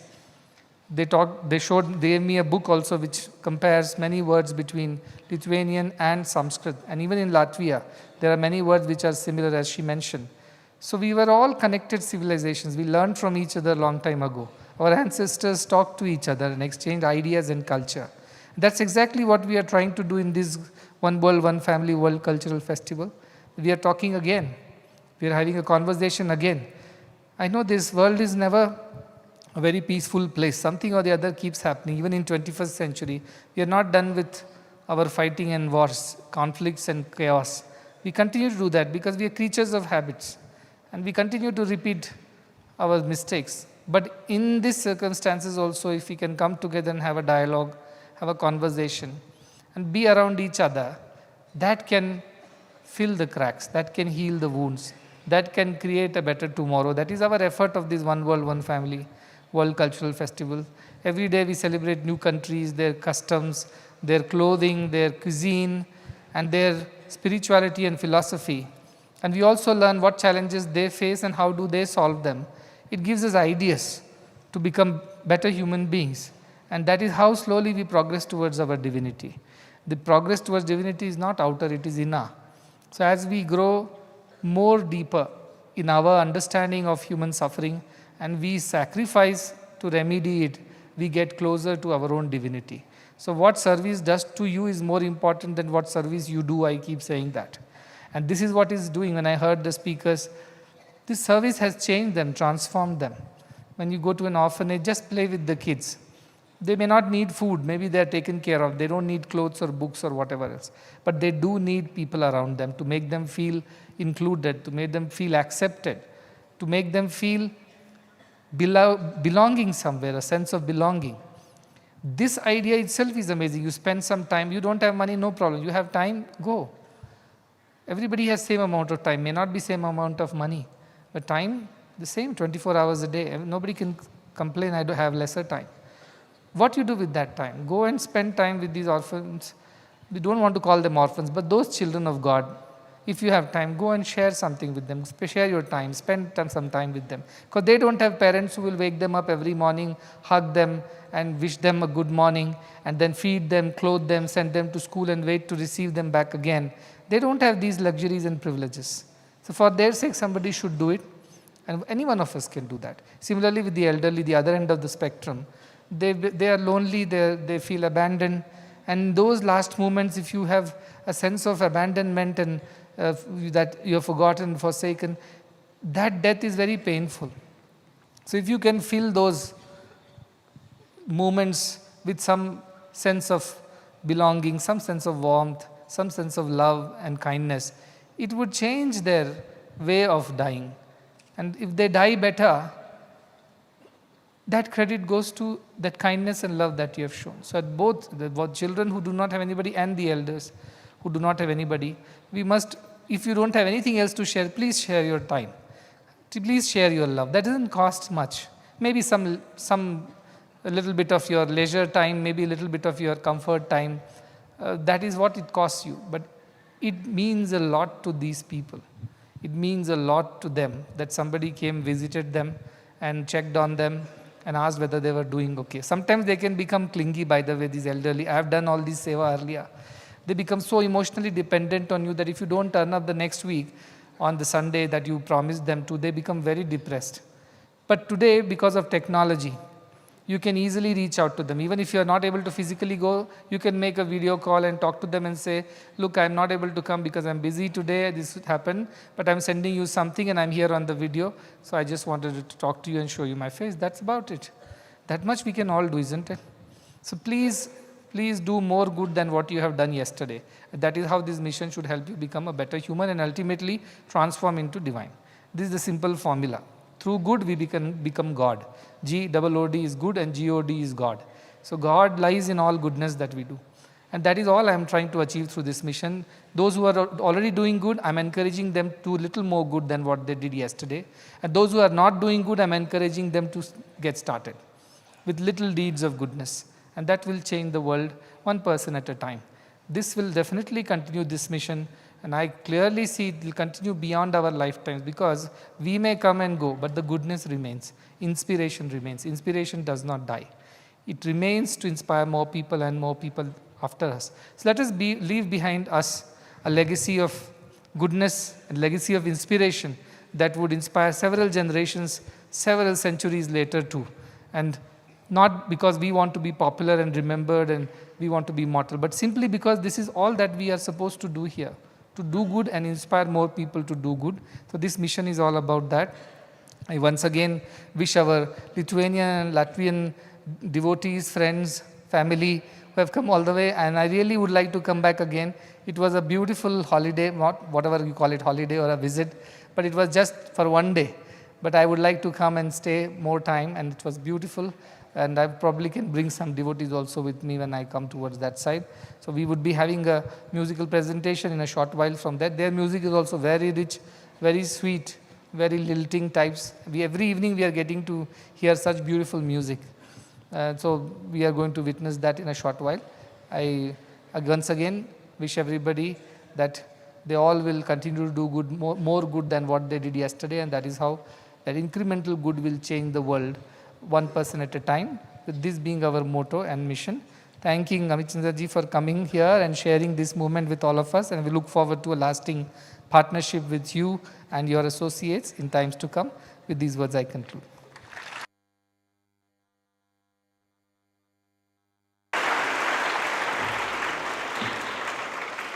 We will now have a short break of 10 minutes, after which we will reconvene for the cultural presentation.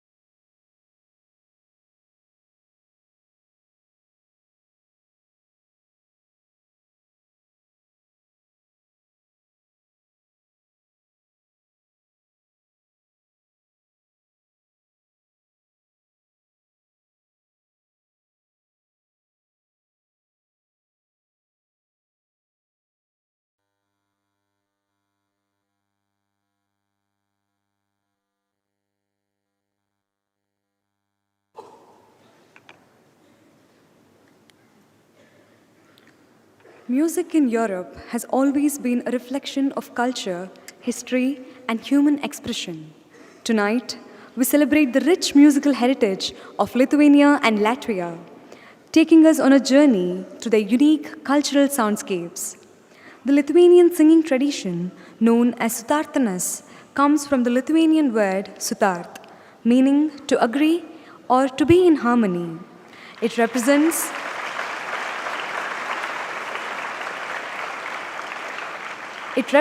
the blending of diverse voices and melodies into one unified sound, a musical conversation where even dissonant notes become beauty itself.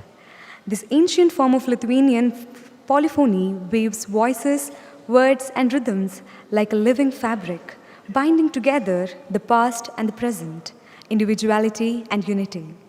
Performing this special art form is the Sutartiniu Gedotoyo Grupe Tres Ketorose. We have Ms. Diana, Ms. Rima, Ms. Daiva, and Ms. Audrone. They are joined on stage by Ms. Agota, who will play the konklas, a traditional Lithuanian folk instrument, and Ms. Egia Laura, who will perform on the koklas. Accompanying them vocally is Mr. V. Tautas. Following this, we will have a vibrant performance by the Latvian folklore group Abra, dedicated to reviving and popularizing the ancient sounds of Latvian folk music. Abra performs using authentic, handcrafted instruments such as the dudas, koklas, stebulus, and selma bungas. The artists are Mr. Auders, Mr. Edwards, and Ms. Laila. Brothers and sisters, please put your hands together for the musicians from Lithuania and Latvia.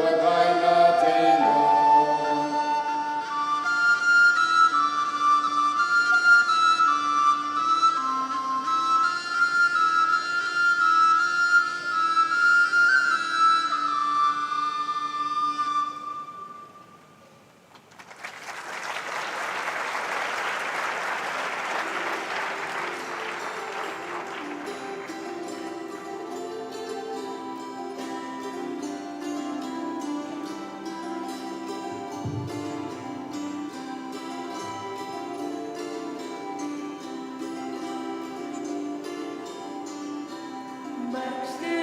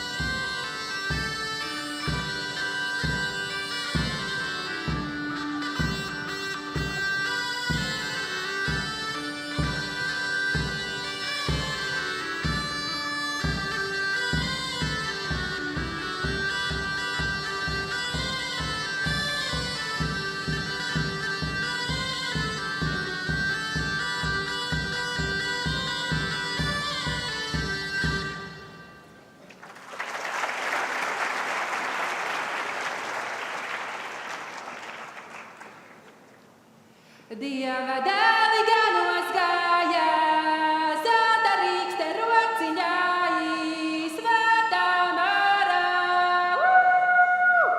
Pavadīja sudraba žagarīja.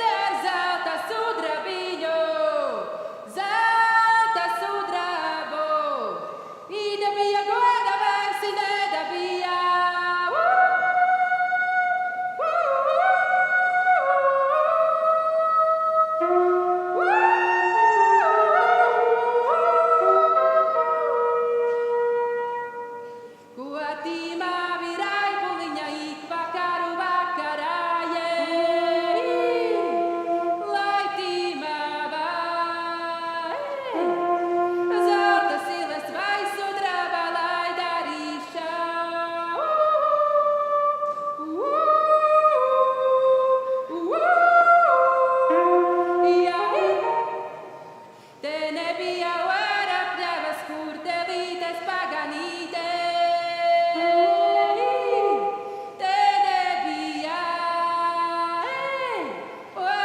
skan.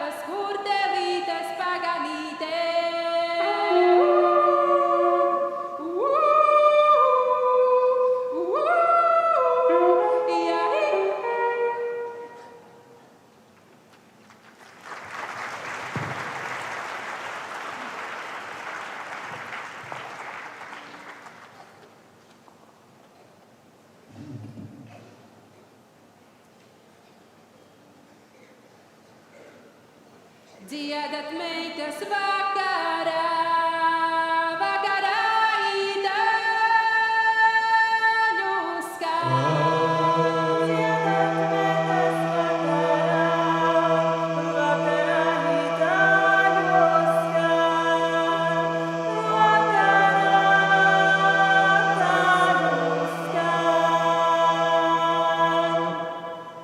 Vakarā itāļu skan. Daļu tādas klausījās. Vakarā itāļu skan. Daļu tādas klausījās. Daļu tādas klausījās.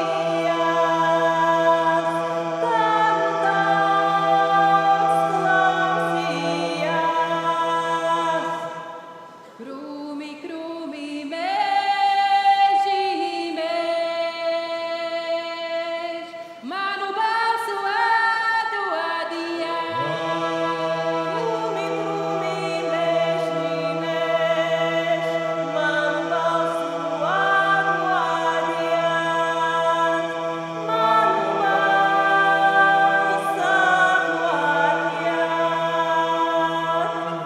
Nu nāks jauna vasarī, nu balstiņu vajadzēs. Nu nāks jauna vasarī, nu balstiņu vajadzēs. Nu balstiņu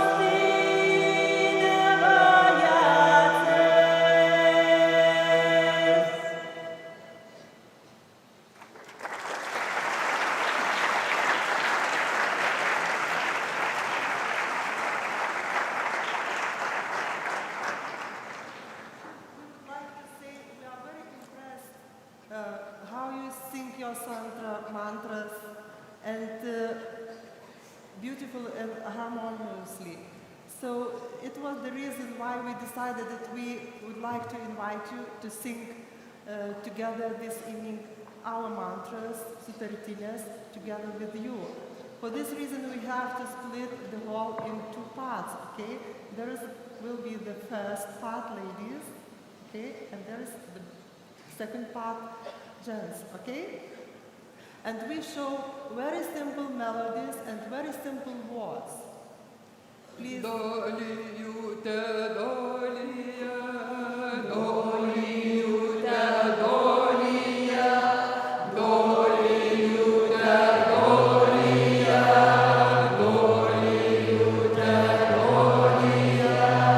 Üç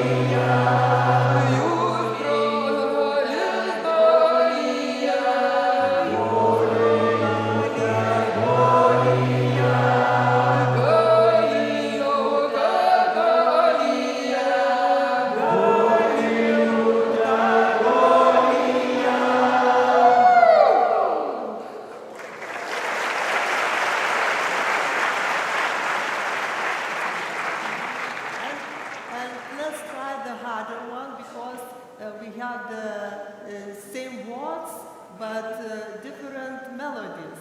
So please, girls, show the first melody for ladies.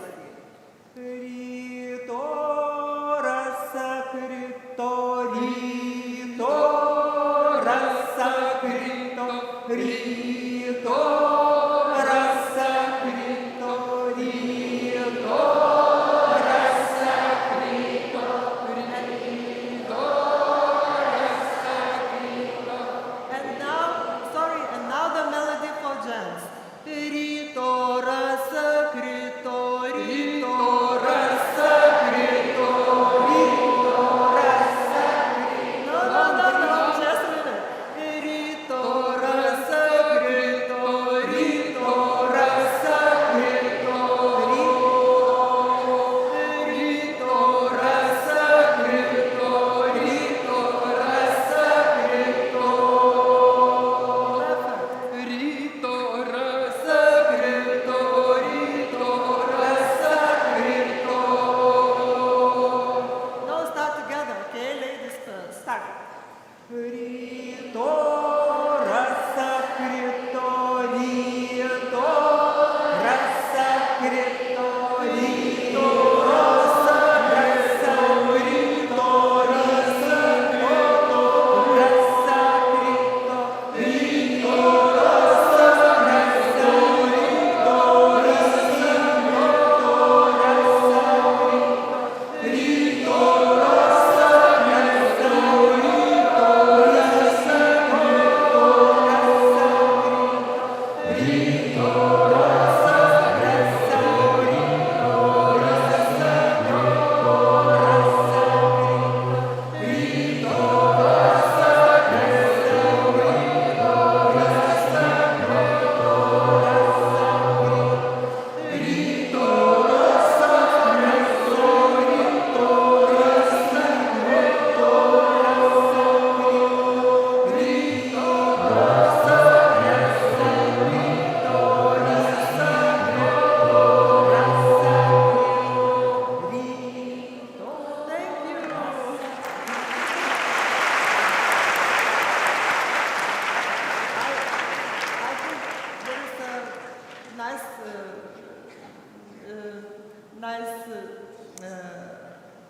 Singing. Yeah, nice thing. And maybe we will try a harder one, okay? Because we have to have 4 groups, okay? So the ladies on the right side will be the first group, the ladies there will be the second group, okay? Gents in this side will be third group, and there's 4, okay? Is it okay? Okay. Groups. So show you melodies and different words. So Words. you can, but there should be written on the screen, I think. Yeah, there are. Буба, дуда, Вильнюс. Буба, дуда, Вильнюс. Буба, дуда, Вильнюс. Melody, please, melody. Буба, дуда, Вильнюс. Буба, дуда, Вильнюс. Буба, дуда, Вильнюс. Буба, дуда, Вильнюс. Буба, дуда, Вильнюс. Буба, дуда, Вильнюs. Next melody for the ladies. My group was gal, buva, gal, не buva. Gal, buva, gal, не buva. Gal, buva, gal, не buva. Gal, buva, gal, не buva. Gal, buva, gal, не buva.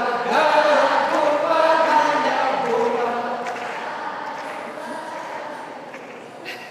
My group is very difficult. Most difficult for this. Yes, for you. Aš dėdyt nežinau, net namie nebuvau. Aš dėdyt nežinau, net namie nebuvau. Aš dėdyt nežinau, net namie nebuvau. Aš dėdyt nežinau. Aš dėdyt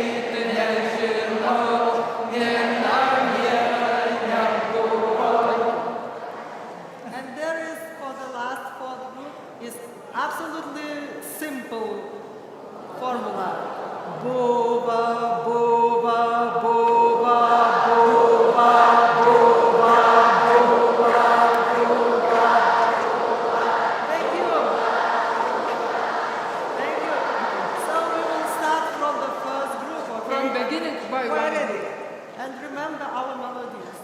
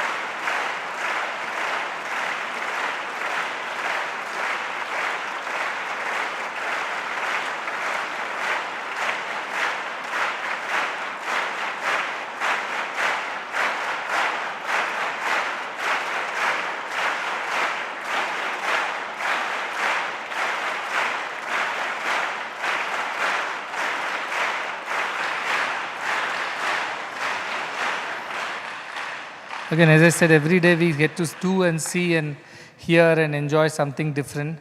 And this chanting from their country is what they said is like they have that Dhyana, is that the book that they have over a million 4-line these kind of verses which they keep chanting, and that they have a lesson, the meaning like our Vedas, like mantras of the Vedas. So that is what they are showing how they do it in, but they do it in such harmony. That was very beautiful, each of them, and I'm glad that we could get a taste of it by being able to chant it along with them, and that made us feel a part of their culture, their traditions. So we felt very happy, and I wanted to convey our gratefulness and thankfulness to all the artists for bringing that beautiful culture and tradition of your countries to this place and making us be a part of it and feel one with it. Thank you very much. Thank you very much.